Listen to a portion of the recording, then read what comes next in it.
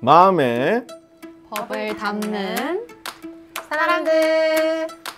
와, 반갑습니다. 법문으로 우리의 마음에 마법 같은 변화를 주는 시간, 마음에 법을 담는 사람들 지금 시작합니다. 반갑습니다.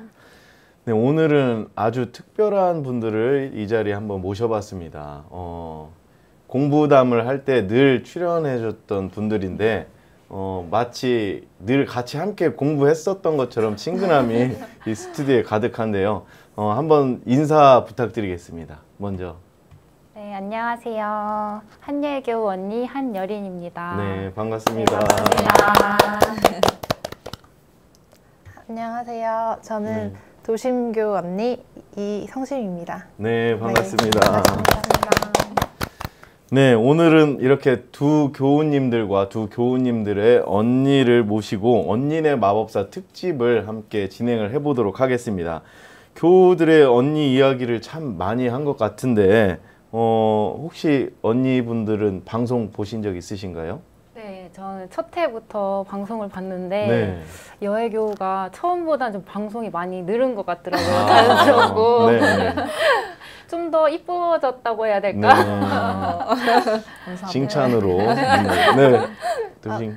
저희는 이제 가족 단톡방에 네. 아빠가 캡처해서 가끔 올리시거든요. 네. 그래서 오늘은 주로 헤어가 어떻다, 네. 메이크업이 어떻다를 많이 얘기해요. 네. 어떻게 방송 잘 하고 있나요? 네, 방송 잘 하는 것 같아요. 주변에서도 네. 이제 많이 모니터링 해주는 걸로 알고 있거든요. 네. 그래서 네.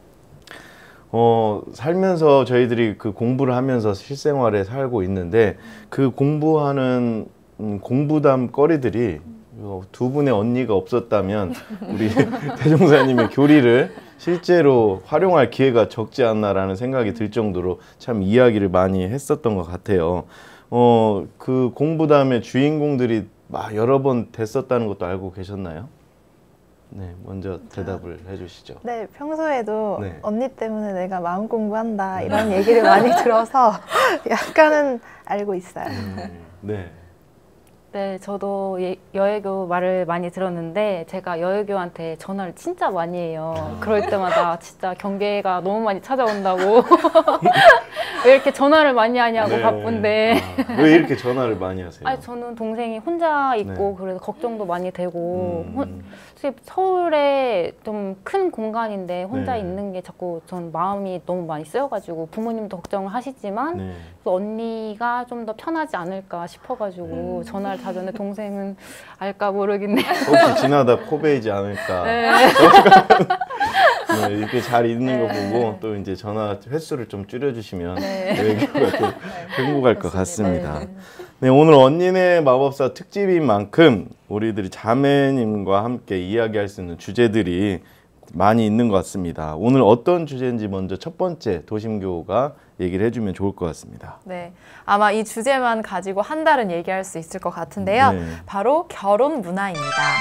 네. 네, 마법사 SNS에 도착한 사연 중 결혼과 관계된 사연들을 모아봤는데요. 네, 첫 번째 사연 먼저 소개하겠습니다. 안녕하세요, 마법사 여러분. 저는 결혼을 앞둔 평범한 20대 후반 여자 사람입니다. 우리 커플은 오래전부터 스몰 웨딩을 꿈꿔왔는데요. 최근 양가 부모님들이 스몰 웨딩에 반대하시면서 큰 갈등을 겪고 있습니다.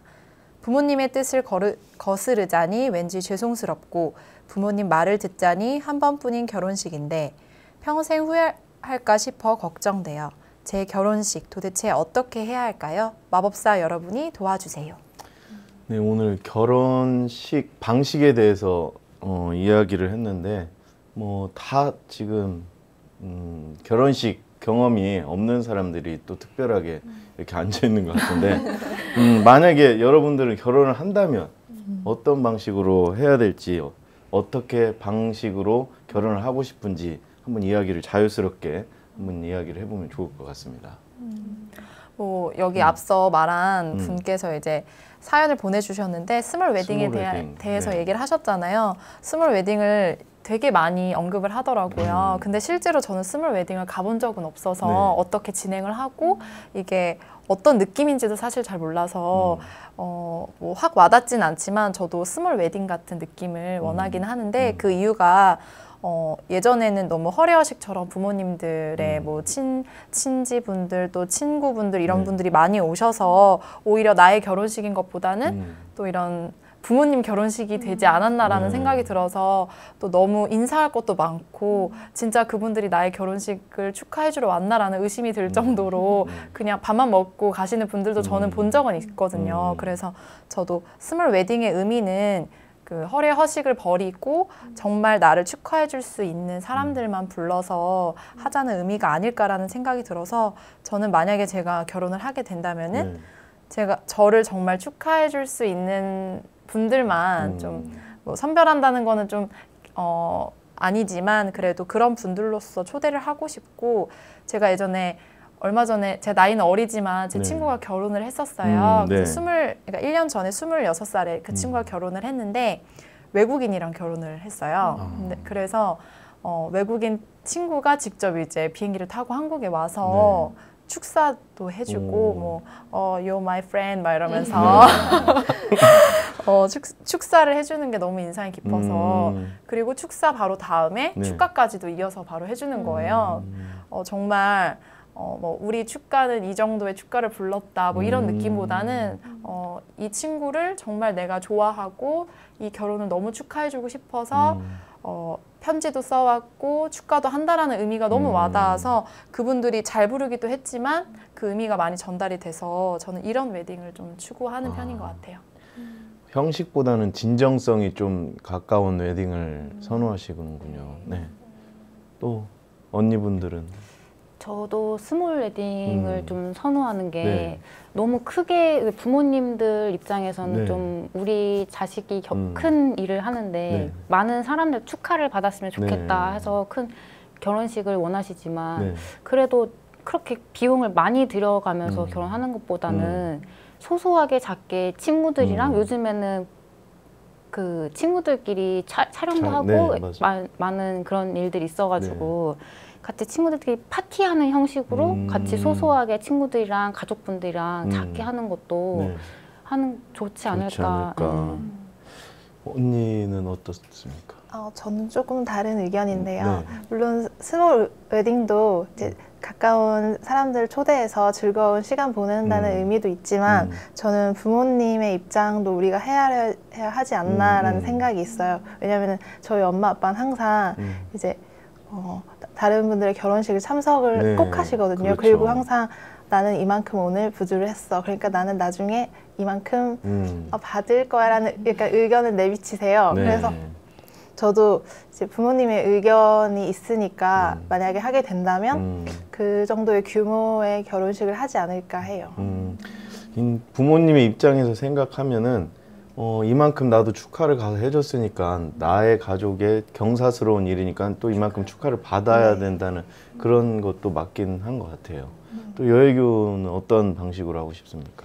네, 저는 이제 이 사연 주신 분의 이야기를 들어보면 이제 본인 결혼식이잖아요. 그런데 이제 또 부모님은 또 원하시는 게 다른 게 있고 그래서 이런 갈등이 되게 많이 있을 것 같아요. 그래서 저도 사실 제가 결혼을 내가 하겠어 하니까 그 결혼식을 올리는 거잖아요. 그렇기 때문에 결혼식 방식 자체도 결혼한 당사자들이 원하는 방향대로 하는 게 당연한 게 아닌가라는 좀 생각을 많이 평소에 하고 있기 때문에 그래서 일단은 최대한 결혼하는 당사자들의 하고 싶은 방향을 많이 최대한 들어보고 거기서 부모님과 타협을 이렇게 해가는 게 좋은 것 같아요. 그래서 무작정 부모님과 싸울 수는 없으니까 이제 설득을 최대한 하는 방향에서 하는 게 좋을 것 같고 그래서 저는 어떻게 설득을 하고 싶냐면 저는 되게 아는 언니의 결혼식을 가봤는데 정말 이게 너무 파티 같은 거예요. 그래서 평소에 제가 봤던 뭐 드라마에서 보지 않은 실제로 엄마 아빠를 따라가면서 봤던 결혼식은 이제 순서라는 게 있잖아요. 그래서 뭐 사회도 있고 주례도 있고 뭐 축가가 있고 막 순서 그렇게 있는데 너무 막 파티처럼 막 어머니도 나와서 친구들이랑 같이 막 춤도 추고 노래도 부르고 이렇게 하는 게 정말 즐거운 보이는 거예요. 그래서 이게 결혼식 자체가 어떤 약속을 맺는 어떤 하나의 식 자체도 맞지만 그게 되게 좋은 일을 기념하는 자리라는 의미에서 저도 좀 이렇게 재밌게 노는 식으로 좀 축하하는 이런 식의 결혼을 되게 하고 결혼식을 올리고 싶어서 부모님, 엄마가 나와서 노래 불러줘라고 할 순 없지만 그러니까 이런 식으로 하면 좋지 않을까 그런 생각을 하고 있습니다. 제가 또 영화를 좋아하잖아요. 네. 근데 About Time이라는 영화를 네. 좋아하는데 그 영화에서 보면은 사실 비가 엄청 많이 내려요. 근데 비가 내리는데 그거를 우리나라에 만약에 빗대었다면 정말 이번 결혼 망했다. 나를 너무 잘못 잡았다. 나를 대체 누가 잡은 거야 하면서 원망했을 텐데 거기서는 그 남자 이제 신랑이랑 신부가 손을 잡으면서 막 뛰어다니는 모습이 있어요. 그리고 비가 많이 내리지만 하객들도 와서 그 비가 많이 내려서 뭔가 축축하고 좀 찝찝한 그런 상황임에도 불구하고 축하해 주려고 와서 정말 그 둘을 위해서 축하해 주고 박수 쳐주고 하는 모습이 저는 가장 인상 깊게 봤었는데 그래서 외국인들은 보통 결혼식을 파티하는 날, 네. 또 좋은 날이라고 얘기를 해서 그들의 결혼식과 우리는 조금 상반되는 느낌이 나는 것 같아요. 좀 우리의 결혼식은 신부들이 마치 인형처럼 앉아서 미스코리아처럼 웃고 있잖아요. 네. 그래서 그러면 친구들이 갑자기 쓱 지나갔다가 또 다른 사람 와서 사진 찍고 이런 모습이 저는 좀 보면서 아, 신부가 뭔가 평가받는 느낌도 들고 아, 저 신부 어떻다, 뭐 예쁘네, 뭐 살을 못 뺐네 네. 이런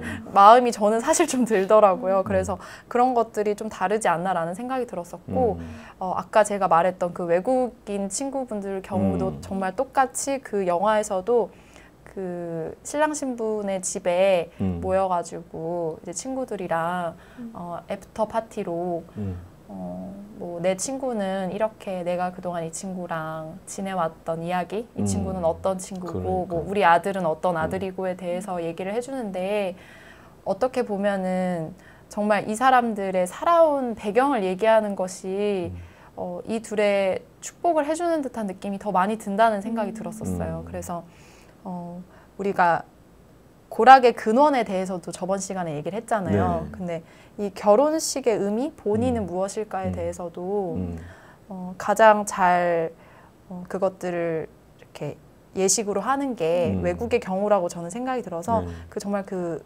우리나라도 좀 이제 허례허식은 조금 욕심은 그렇죠. 버리고 네. 좀 본의에 대해서 생각해보면 좋겠다고 생각됐습니다. 네.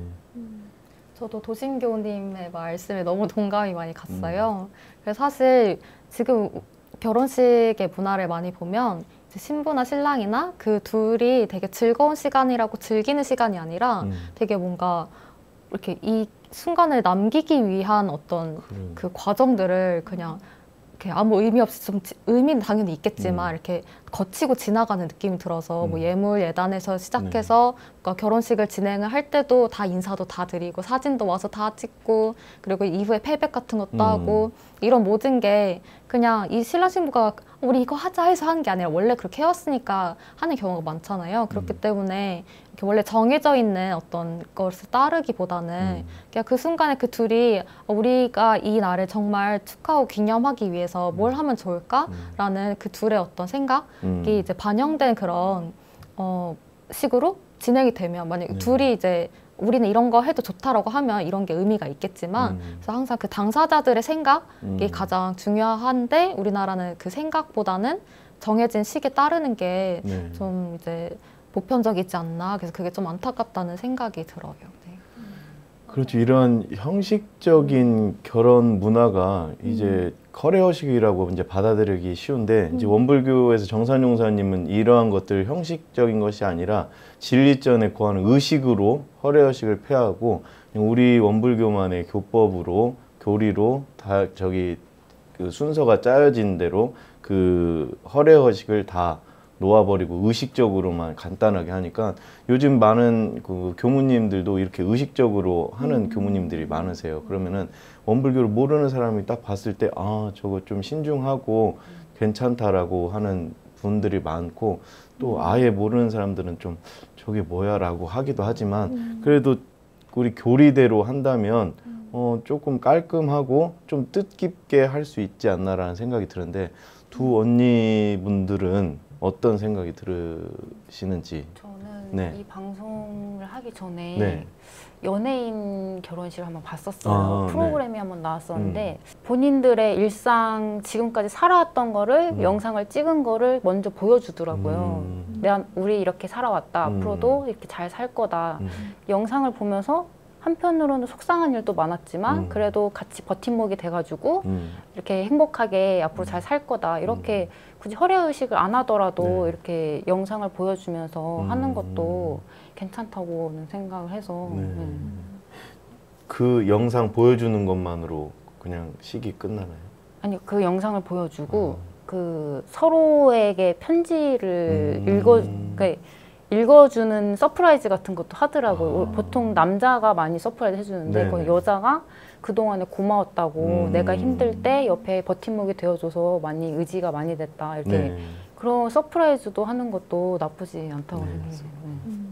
근데 되게 이게 결혼식의 한 절차, 그 결혼식의 한 코너 같은 거면은 재밌을 것 같아요. 왜냐면은 보통 주례사나 이런 걸 듣는 것보다는 두 사람이 어떻게 지내왔고 어떤 식으로 서로를 애정하고 있고 이런 거 우리는 뭐 구경하는 입장이지만 그것도 되게 흥미로운 것 그렇죠. 같아요. 어쨌든 맞춰진 형식을 탈을 벗어나서 하는 것도 좋은데 저는 이런 생각을 해봤어요. 저를 축하해 주러 오시고 다 부모님 관계되고 저에 관계되신 분들이 많이 오실 텐데 이렇게 형식적으로 그 결혼식 중에 모든 것을 다 하는 게 아니라 그냥 정말 저와 제 이제 부인 될 사람이 밥을 직접 해서 다 이제 공양을 해주는 거죠. 헤어질까요? 그 많은 밥을 하면은 힘들겠지만 그래도 진짜 손수 오셨으니까 저는 이렇게 먹는 거에 중요시하기 때문에 이제 그렇게 해드리면 어떨까라는 생각을 해봤는데 네, 어쨌든 제 생각인 걸로. 네, 이번 고민 사연은 여린교께서 소개를 해주시겠다고 합니다. 한번 읽어주시겠어요?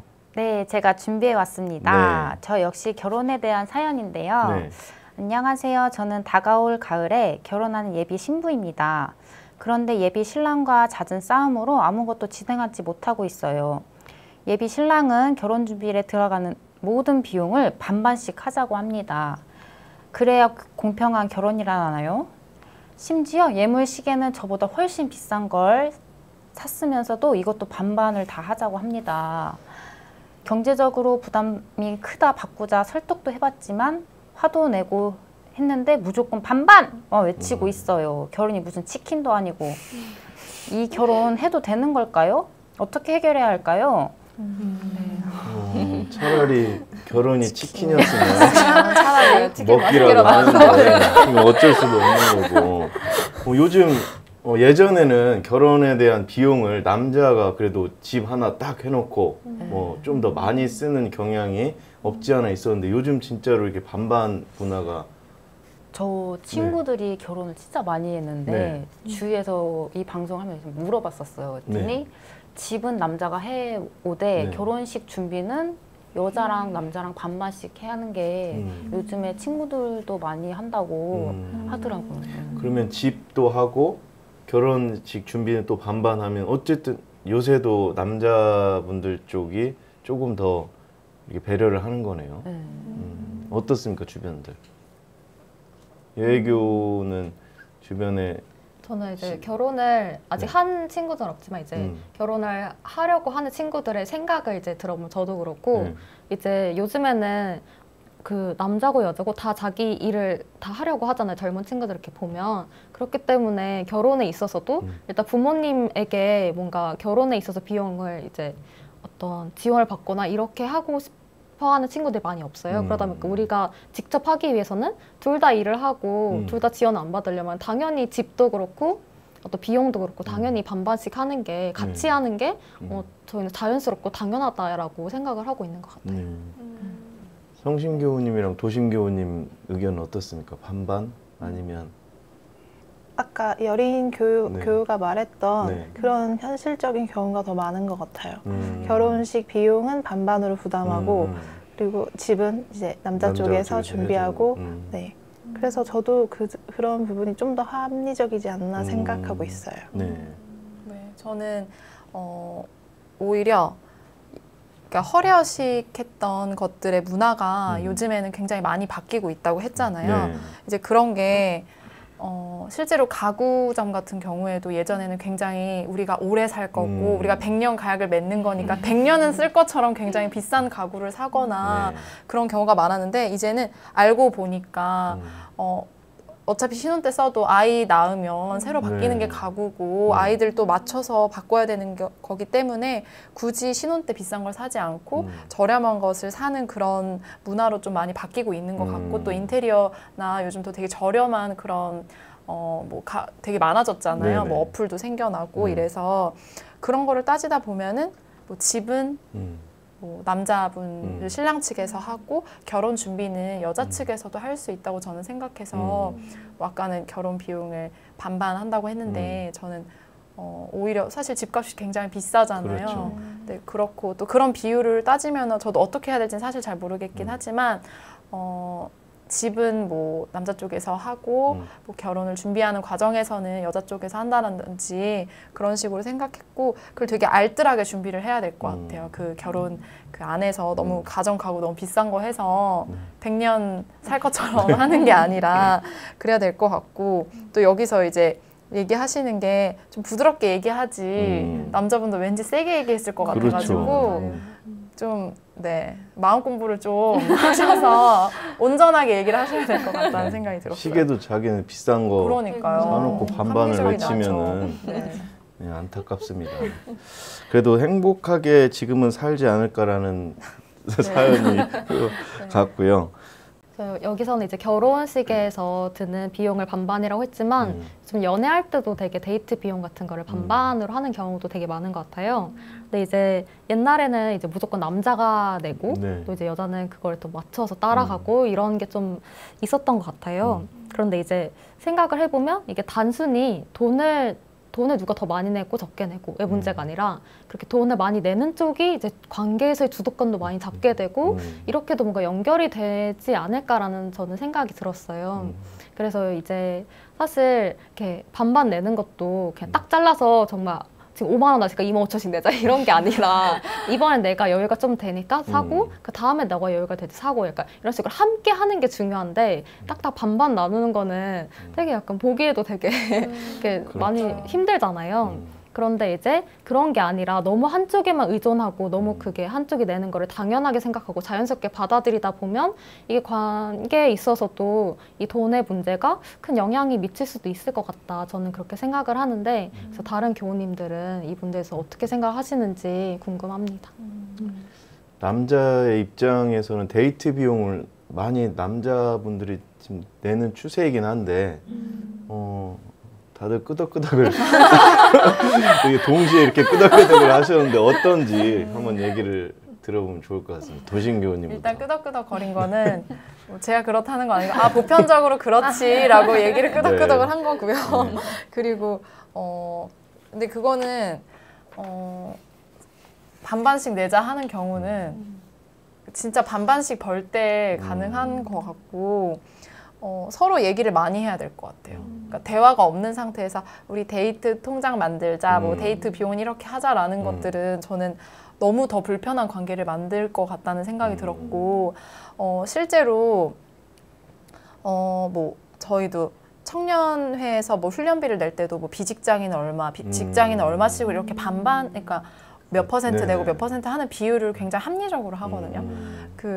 굉장히 합리적으로 해야 될 것 같아요. 우리 원불교 공부도 여기서 그 뭐 제가요법에서도 보면은 호주라는 단어가 나오는데 그 호주가 남자라는 단어로 되지 않잖아요. 근데 그 호주라는 말이 제가 알기로는 어떤 굉장히 리더십이 있고 그 집에서 영향력이 있는 사람이 호주를 맡는다라는 얘기를 했었어요. 이제 대종사님이 이제 남녀 차별이 구분이 없으니까 그렇게 얘기하신 것 같아서 우리가 그 데이트 통장이나 데이트 비용을 낼 때도 서로의 사정에 대해서 정말 솔직하게 얘기해야 되는 그런 시무, 그러니까 마음으로서 정말 그렇죠. 그런 관계여야지 될 것 같다는 생각이 들어서 저는 뭐 남자가 더 많이 내야 된다, 여자가 많이 내야 된다, 뭐 이런 것들은 얘기하기 너무 좀 어려운 내용인 것 같아서 서로 대화를 많이 해봐야 된다. 그래서 그래 너 재정 상황이 어떠니 뭐 이런 식으로 얘기를 하고 여자도 사실 더 많은데 내가 나중에 백사이드에서 숨기지 네. 않고 네 솔직하게 나는 이 정도 있기 때문에 우리 이런 식으로 하자 뭐 예를 들어서 뭐 팝콘 먹을 거 안 먹고 뭐 이번에는 좀 그냥 영화만 보자 이런 식으로라도 좀 같이 맞춰서 해줘야 되는 게 좋을 것 같아요. 네. 데이트 비용에서 이제 반반을 하는데 여자분들과 남자분들의 이렇게 비율도 있겠지만 제가 생각하기엔 요새는 더 많이 좋아하는 쪽 아니면 더 내가 좀 여유가 있는 쪽이 좀 인간미가 이렇게 넘치게 관계를 맺으면 좋을 것 같아요. 제 생각은. 근데 반반을 꼭 해야 된다.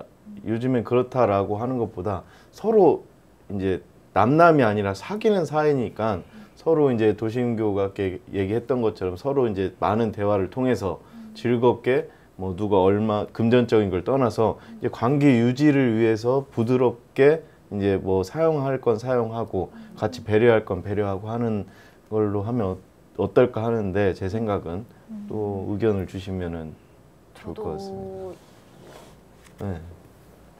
무조건 남자만 낸다는 이런 고정관념은 요즘 추세는 모르겠는데 교무님 말씀대로 여유가 되는 사람이 먼저 내고 아니면은 내가 여유가 지금 안 되면은 그 도심교 말대로 서로의 얘기 대화가 필요한 이유가 이 사람이 여유가 되는지 안 되는지 모를 수도 있잖아요. 모르고 왜 나만 내지? 이런 생각이 들 수도 있다고 생각이 돼요. 그래서 대화를 많이 하고 아 오늘은 그럼 내가 낼게. 다음에 너가 만약에 밥을 사 아니면은 커피를 사줘 이렇게 대화를 많이 하면은 좀 서로 간에 트러블도 많이 없지 않을까 싶어요. 그러니까 성격이 맞는 사람들끼리 딱 만나면 만약에 내가 성격이 정말 두 분 다 남자도 그렇고 여자도 그렇고 계산적이야. 그래서 오늘은 네가 한 번 냈어. 이거를 좋아하는 사람들끼리 만나면은 서로 그렇게 해도 되지만 만약에 성격이 다르다거나 아니면 누가 내든 상관이 없어라고 하면 어쨌든 결국은 답은 없는 것 같아요. 서로 맞춰서 해야 되는 게 답인 것 같은데 어쨌든 추세에 따라서는 남자든 여자든 요즘 반반이라는 것이 이제 요즘 추세라고는 하는데 이제 각자의 이야기를 이제 들어봤잖아요. 근데 이제 언니 성심교우님은 어떻습니까? 반반에 대해서. 반반? 저의 경우에는 제가 어릴 때 만나던 친구가 있었는데 그 친구가 되게 나이가 좀 어렸어요. 그래서 제가 좀 더 부담할 수밖에 없었던 상황이 있었거든요. 근데 그런 상황이더라도 저는 특별히 손해본다는 느낌은 없었어요. 저도 많이 좋아하고 있고 그 친구도 좋아한다는 걸 충분히 인지하고 있었으니까. 그래서 여자가 많이 내도 저는 상관은 없다고 생각하거든요. 그리고 뭐 항상 제가 내야 되는 건 아니잖아요. 그리고 나 혼자 밥 먹는 거 아니고 그렇죠. 같이 먹는 거고 그러는 거니까. 그러니까 내가 원래 먹고 싶은 거 하나 시키면 너 이거 시켜봐 라고 해서 같이 나눠 먹을 수 있는 거고 그 관계에서 사랑이 싹 트면 누가 내든 상관이 없는 것 같습니다. 근데 또 좀 제가 아닌 것 반론할 같습니까? 게 있는 게 집에 와서 엄청 투덜댔거든요. 근데 지금은 집에 약간 방송이라서 되게 좋게 미화시켜서 오늘 또 내가 냈어 막 그랬습니까? 그래서 이런 부분에 대해서 저는 불만을 느끼는 거예요. 너무 오래전이라 디테일한 기억은 안 나요. 그러니까 사람은 좋은 것만 기억을 하고 내가 낸 것만 기억을 해서 그런 것 같아요. 네, 그런 것 같은데 그때 분명히 집에 와서 굉장히 투덜댔거든요. 투덜댔던 게 저는 너무 생생히 기억이 어떻게 납니다. 오늘 비싼 거 먹을 줄 알았으면 아니 내가 내릴 줄 알았으면 싼 걸 먹을 걸 이렇게 투덜대나요? 뭐 그런 것도 있고 뭐 그럼으로 인해서 그 사람의 굉장히 옷도 후줄근하게 입는 것 같고 괜히 그러니까 예를 들어서 그 사람이 만약에 돈을 더 많이 냈다면은 역시 뭐 옷도 캐주얼하게 입고 뭐 그렇다고 얘기를 할 텐데 그렇게 이제 자기의 주도권이 넘어가다 보니까 걔는 옷도 후줄근하게 입고 맨날 내가 낸다라는 그런 좀 얘기가 있어서 그래서 저는 좀 그러니까 얘기를 많이 해야 된다고 아까도 얘기했던 게 그냥 눈치껏 언니는 냈었던 것 같아요. 그냥 뭐 얘기를 많이 해서 그 사람과 어떤 조율을 했다는 느낌보다는 그냥 제가 좀 나보다는 못 낼 상황인 것 아니, 같아서. 그런 거 디테일하게 이 친구 모르죠? 우리가 대화 많이 하는 거. 하는 거를. 네, 근데 솔직히 기억이 너무 오래전에 기억이 잘 안 나는데 지금 많이 났어요. 맞아, 많이 화를 났어요. 많이 화를 냈네요. 네, 어떠냐는 의견을 내기 전에 그냥 이 사연은 좀 넘어가면 좋을 것 같습니다. 네, 다음 사연을 한번 들어볼까요? 안녕하세요. 저는 30대 중반 여성입니다. 저는 요즘 집안 어른들의 잔소리를 한 몸에 받고 있습니다. 한마디로 욕받이죠. 왜냐하면 저는 비혼주의니까요. 집안 어른들은 제가 마치 외계인이라도 되는 것 마냥 취급합니다. 결혼을 하지 않으면 심각한 결격 사유가 있는 것처럼 보이나 봐요. 위장 결혼이라도 해야 할까요? 한국에서 비혼주의로 살기 너무 힘드네요. 비혼주의. 네. 저는 비혼주의는 아니지만 그냥 저는 천생연분주의. 그냥 인연이 생기면 가겠다. 너무 수동적이에요. 네. 근데 인연이 온대요. 65세 때. 65세. 네, 65세 때 인연이 온다고는 하는데 거의 재물은 아니에요?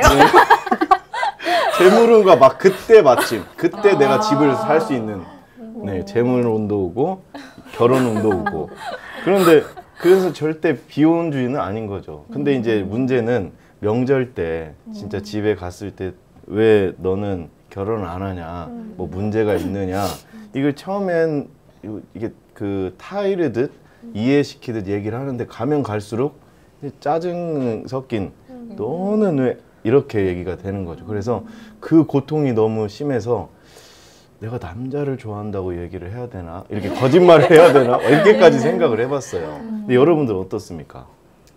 네, 저는 사실 제가 비혼주의거든요. 네. 그래서 이제 비혼주의라고 해서 아예 내가 뭐 좋아하는 사람이 있어도 결혼을 아예 절대 안 해야지 뭐 이런 건 아니지만 일단은 저는 사실 결혼 생활을 하면 분명히 제가 포기해야 될 것들이 있다고 생각을 하기 때문에 저는 그걸 너무 포기하기가 싫은 거예요.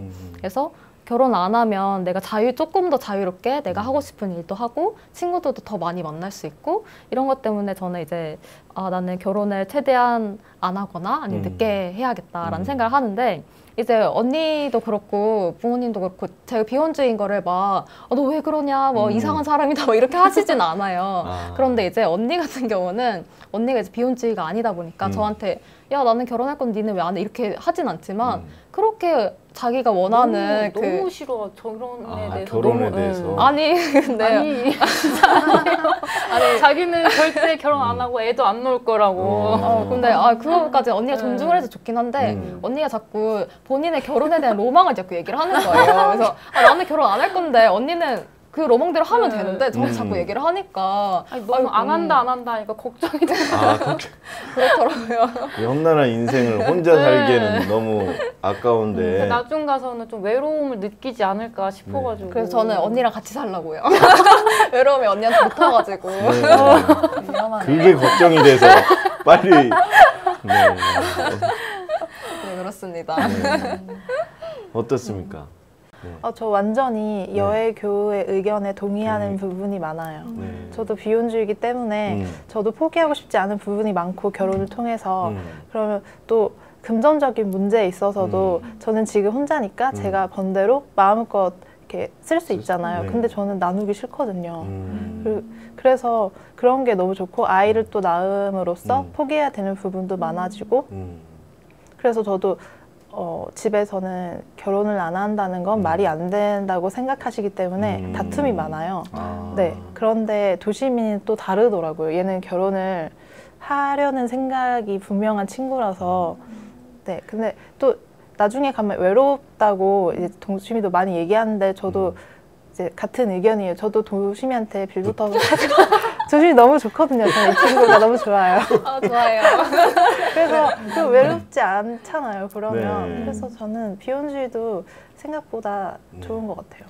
만약에 이 가족분들이 언니의 비혼주의를 좀 못마땅하게 생각을 해서 이렇게 좀 말다툼이 있으면 동생인 도심교는 누구의 편을 들어줍니까? 저는 사람의 생각은 물 흐르듯이 흐른다. 저는 물 흐르듯이 주의거든요.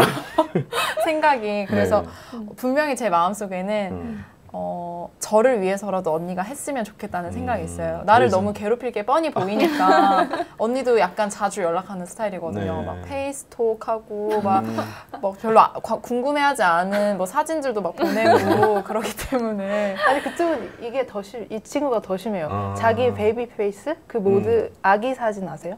아기 자기 사진. 셀카를 찍으면 아, 자기 아기 아기 사진으로, 사진을 네. 그걸 자꾸 보내요. 보기 싫은데. 이게 저도 약간 네. 귀엽다고 생각을 해서 네. 같이 그걸 보냈는데 보냈는데. 근데 그래서 아무튼 저는 지금은 일단은 언니의 생각을 존중을 해요. 그러니까 겉으로는 존중은 하고 시기적으로 언니가 지금은 더 많이 즐기고 싶을 것 같아서 나는 그 잠깐 비혼주의 그러니까 사람의 사상이 네. 바뀔 수 있는 거잖아요. 그렇죠. 원래 이랬다가 네. 또 바뀔 수 있는 거기 때문에 그래 지금은 비혼주의 해라 이런 느낌이고 솔직한 심정으로는 저도 형부를 보고 싶죠. 형부를. 네, 뭔가 언니를 되게 네. 사랑해주는 어떠한 그런 분이 있다라는 건 저한테 너무 기분 좋은 일일 것 같아요. 가족뿐만이 아니라 어떤 정말 언니가 사랑받는 여자로서 살아간다는 게 굉장히 저는 행복할 것 같고 그것을 굉장히 응원하기 때문에 결혼하지 않는 거는 뭐 나라에 배신하는 일이야 뭐 이런다라는 느낌보다는 가족으로서 언니가 행복하길 바라기 때문에 뭐 행복의 가치가 지금은 약간 다른 것 같아요. 지금은 다르기 때문에 만약에 동생 도심교우가 네. 결혼을 안 한다, 네. 난 비혼주의자다라고 네. 했을 경우 어떻게 생각을 하시나요? 저는 동료가 생기는 거니까 너무 좋을 것 같은데 같이 여행도 다니고 네, 스케줄도 마음껏 조정할 수 있잖아요. 네. 그래서 한결같습니다. 네. 만약에 그 언니가 나는 결혼 안 한다라고 하면 마찬가지인 거예요. 너무 좋아요. 언니랑 같이 놀러 다니고. 네. 우리 자매였어요. 근데 잘못 만난 것 같아요. 인연을 또 여기에서 만나는 건지 모르겠지만 어쨌든 비혼주의다 아니면 나는 결혼을 해야 되겠다라는 이야기는 지금 아무것도 안 한 상태니까 그러나 어떤 인연은 어떻게 만나줄지도 모르고 같은 인연을 만나면 또 잘 될지 안 될지는 또 내 노력하는 여하에 따라서 있으니까 그거에 너무 지금 현재 생각에 붙잡혀 있지 말고 시간 가는 대로 또 인연이 오는 대로 그때 맞춰서 잘 지혜롭게 살아가면 좋을 것 같습니다. 이제 마지막 사연인데요. 마지막 사연은 특별히 제가 한번 소개를 해볼까 합니다. 안녕하세요. 저는 마법사를 즐겨보고 있는 결혼 3년차 딸바보 아빠입니다. 이제 갓 돌이 지난 딸은 너무너무 예쁘지만 육아가 너무 힘들어요. 아내는 임신을 하면서 직장을 그만두었고 저는 직장을 다니고 있습니다. 아이가 태어나기 전부터 살림이든 육아든 무엇이든 똑같이 하자 이렇게 입버릇이처럼 말하는 아내의 말에 동의했던 게 실수일까요? 저는 평일엔 퇴근 후 아이가 잠자는 시간까지 평일을 제외한 공휴일과 주말은 오롯이 저 혼자 육아를 해야 합니다. 아내는 그 시간을 이용해 친구들을 만나거나 여가 생활을 하고 있고요. 저는 아이가 태어난 후 1년 동안 그 좋아하는 산도 한 번도 못 가봤습니다. 결혼 전부터 전업주부 여부를 떠나 살림과 육아를 함께 해야 한다고 생각했지만 어디까지 해야 하는지 모르겠어요. 살림과 육아 어디까지 해야 중도를 지키는 것일까요? 도와주세요. 여러분 이런 사연입니다. 옛날에 그러니까 저 어린 시절에는 진짜 엄마가 저희들을 다 키우고 아버지는 언제 들어오시나 라는 그런 시대였는데 요즘 세대들은 좀 달랐을 것 같은데 어떻습니까? 저희는 이제 좀 특이하게 아빠께서 이제 육아에 있어서는 엄마를 전적으로 도와주셨어요. 그래서 옛날 기억을 돌이켜보면 아빠랑 되게 많이 시간을 보내고 놀았던 기억도 많이 있고 특히 저 같은 경우는 고등학교가 조금 멀었었거든요. 그래서 이제 버스를 타면 거의 1시간을 가야 하는데 이제 아빠가 태워다 주시면 한 20분이면 가서 아빠가 진짜 아침마다 태워다 주실 거예요. 고등학교 3년 내내. 이런 식으로 저희 어떤 교육이나 이런 거 있어서 항상 아빠가 이렇게 전적으로 엄마와 함께 하시고 이랬는데 또 살림 면에서는 저희 아버지께서 이렇게 많이 이렇게 뭐라 해야 되지? 안 좋아하시더라고 하시는 거를. 그래서 요즘에는 또 이제 엄마도 이제 일을 하시고 아빠 다 일을 하시고 언니도 일을 했는데 이제 제가 오랜만에 집을 가면 항상 언니랑 엄마는 이렇게 분주하게 이렇게 부엌도 왔다 갔다 하고 거실 왔다 하고 방도 왔다 갔다 하는데 아빠는 항상 이제 같은 자리에 계시는 경우가 너무 많아서 네. 약간 아빠는 이제 살림 말고 육아에 전념하는 거를 이제 엄마와 합의를 하신 건지 모르겠지만 어쨌든 저희 입장에서는 아빠가 이제 저희는 잘 키워주셨으니까 항상 네. 감사하고 이제 저는 이제 제가 또 집안일 또 잘 안 하거든요 가면. 그래서 저는 좀 할 말이 진짜. 없지만 너무 안 아빠랑 하나 너무 똑같아요. 이게 가면은 TV만 보고 야 이거 설거지 좀 해. 그러면 아 언니가 해. 막 이러고 막 진짜 붕어빵. 아빠와 닮은 쪽. 네. 그 요즘에 아빠가 그나마 좀 설거지도 좀 하시고 그런데 아 여해는 너무 손을 안 해서. 알러지가 있는 게 아닐까. 부엌에 가면 약간 아 좀 그래도 집에서는 아 그래 혼자 생활하니까 힘드니까 그냥 놔둬라. 너가 다 해라. 손이 좀 너무 느려가지고 한 번 하면 잘하긴 하는데 너무 오래 걸려. 그냥 시키지 마라 수준인 것 같습니다. 그러니까 제가 일부러 안 하는 게 아니라 이렇게 언니랑 엄마 자꾸 하지 말라 하더라고요. 네가 하면 30분 할 거 1시간 하니까 물가 아깝다. 학교도 솔직히 20분 안에 갈 건데 1시간 가니까 아니에요. 아빠가 껴주신 거 아니에요? 아니 그거 진짜입니다. 아닌가요? 네. 맞아. 저도 어렸을 때부터 보면은 네. 뭐든지 학교를 가거나 뭘 하면 아빠가 항상 옆에서 같이 해주셨던 것 같아요. 아버지가 교무님이라고 그렇죠. 네, 교무님이시죠. 맞아요. 네. 교무님인 아버지는 어떠셨는지 한번 이야기를 들어봅시다. 저희 저희 두 분의 아빠. 네, 우리 아빠요. 저희 아빠는 되게 네. 자상하시거든요. 그래서 여의 교훈의 집이랑 네. 비슷하게 저희 아빠도 이제 도심이 고등학교 다닐 때 네. 항상 등교 시간에 바래다 줬던 걸로 저 기억을 해요. 학교가 좀 높기도 했고. 네. 그리고 저도 아빠가 항상 그렇게 챙겨주시고. 많이 챙겨주시고 저는 작년에 이제 네. 제가 취업 때문에 스터디 나갈 때도 네. 거기도 항상 차로 바래다 주셨어요.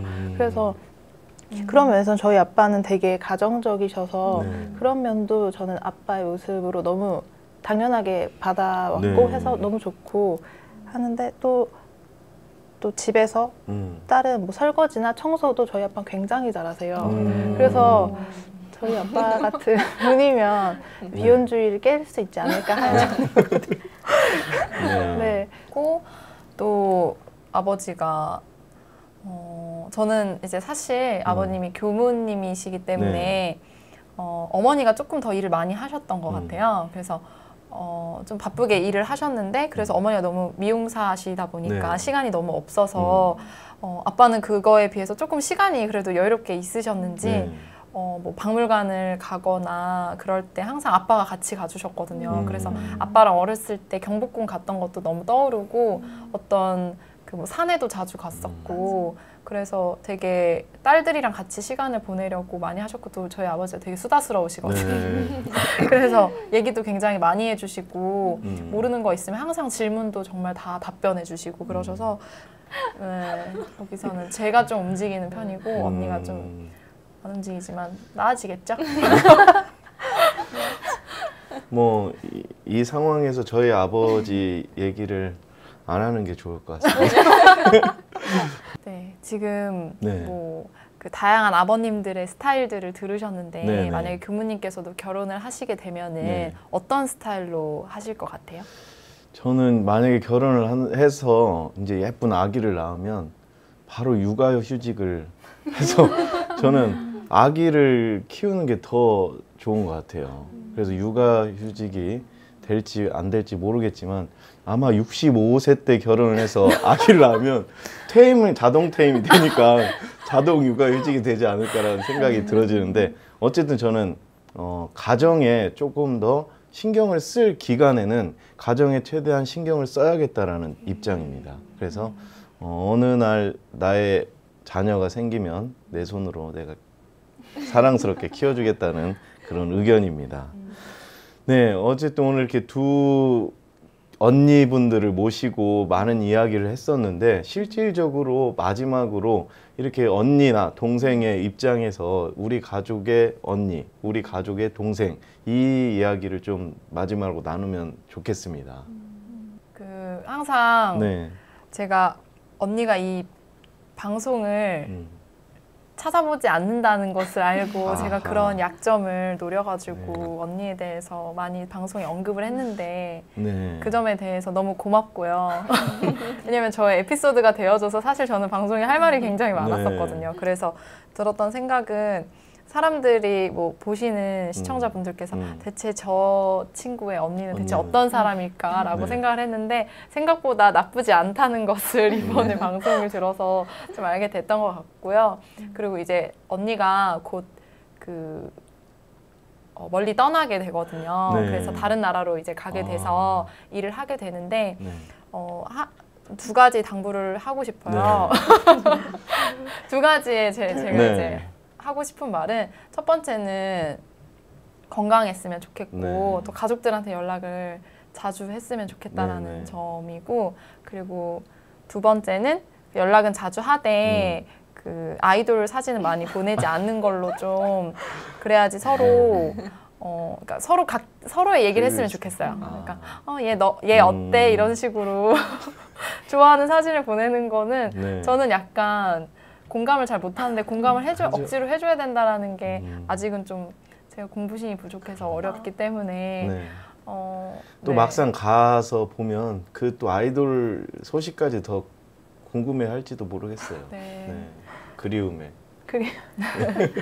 또 이쪽 가족은 어떤지? 저도 제가 매번 언니한테 이제 불만이 많았던 게 항상 아까 말씀드린 그 연락인데 사실 언니가 이렇게 걱정이 돼서 연락을 한다라고 하는데 사실 제 입장에서 얘기를 하면 바쁠 때 이렇게 언니 전화가 오잖아요. 받아요. 그래서 왜 급한 일인 줄 알고 하면 그냥 이렇게 말을 해요. 그러면 이제 그런 게 너무 자주 그러면 저는 아무리 이제 언니가 나를 걱정돼서 한다 해도 하루에 뭐 3-4번씩 걱정하진 않을 텐데 약간 이렇게 너무 자주 연락을 그냥 하니까 전화를 3-4번씩 되게 많이 하거든요. 그래서 항상 그것 때문에 이렇게 경계가 많이 오기도 하고 불만도 많았는데 사실 다시 생각을 해보면 제가 약간 언니가 저를 이렇게 생각해주고 걱정해주고 저를 이렇게 항상 챙겨주는 만큼 또 저는 언니한테 많이 못 그러지 않았나라는 생각이 또 반성도 많이 되고 그래서 제가 지금 이렇게 우스갯소리로 말할 수 있는 거는 정말 언니한테 그 사랑을 받고 있다는 게 너무 이제 충분히 많이 받고 그게 너무 익숙해져서 그런 것 같아요. 그래서 저한테 이런 존재인 언니가 있다는 게 정말 참 감사한 일이라는 거를 이번에 좀 알게 된 것 같고 그리고 이제 언니랑 연락을 하다 보면 이제 언니가 조카 사진을 많이 보내주거든요. 그럼 이제 언니랑 이제 조카 사진 보내주면 또 그것 때문에 이제 저는 더 힘이 나가지고 애기도 사진 보면 되게 막 보고 싶고 그래서 사실 그 언니나 엄마 아빠를 보러 집을 가는 게 아니라 조카를 보러 집을 항상 가려고 하거든요, 제가. 그래서 언니가 이제 아기를 또 이렇게 키우다 보면 또 이제 저도 같이 이제 또 언니한테 또 도움을 주고 싶어서 자꾸 또 집을 찾아가서 아기를 같이 보고 또 이렇게 거기서 또 그 사실 제가 집에 가면 집안일을 안 하는 게 아기랑 놀아주느라고 사실 그런 게 있어요. 아기가 저를 이모를 너무 좋아해서 저를 안 놔주는 바람에 진짜 가족 중에 누가 제일 좋아 그러면 여이모가 제일 좋다고 그래요. 그래서 이제 설거지할 틈이 없어서 그랬던 것 같고 그래서 이렇게 또 저한테 너무 소중한 인연을 언니가 만들어준 거니까 그것도 항상 고맙고 그래서 사실 생각해보면 항상 언니가 경계라고 했지만 제 다른 경계를 이제 돌릴 수 있는 힘을 주는 것도 사실 언니가 아닐까 라는 생각도 많이 하고 이런 말을 제가 평소에 좀 무뚝뚝한 동생이라 전혀 표현을 못 하거든요. 그래서 이 자리를 빌어서 이렇게 진심입니다. 진심을 전해봅니다. 네, 어쨌든 이렇게 그 공부를 하는 가족들에게 이렇게 사연들을 들어보니까 서로 공부에 뭐 도움이 됐든 안 됐든 이렇게 어쨌든 그 공부심으로 살아가는 모습들이 참 이뻐 보이는 것 같습니다. 오늘은 이렇게 결혼에 대한 얘기와 또 언니들의 사연을 들어봤는데요. 제 대산종사님의 법문을 하나 소개를 해드리겠습니다. 교훈품 67장인데 교훈편. 이제 첫째, 오래 갈수록 공경심을 놓지 말 것. 둘째, 서로 가까운 두 사이부터 신용을 잊지 말 것. 셋째, 서로 근검 전략하여 자력을 세울 것이라는 부부에 대한 이제 도를 말씀을 해주셨는데, 이 말씀은 부부가 지켜도 좋지만 모두 인간관계에서 가족도 같이 지키면 좋을 것 같다는 생각이 들어집니다. 오늘 화기애애한 자리, 또 애틋한 자리였던 것 같습니다. 오늘 마지막 인사로 이 시간을 마칠까 합니다. 준비되셨으면 인사하겠습니다. 마음에 법을 담는 사람들. 네, 수고하셨습니다.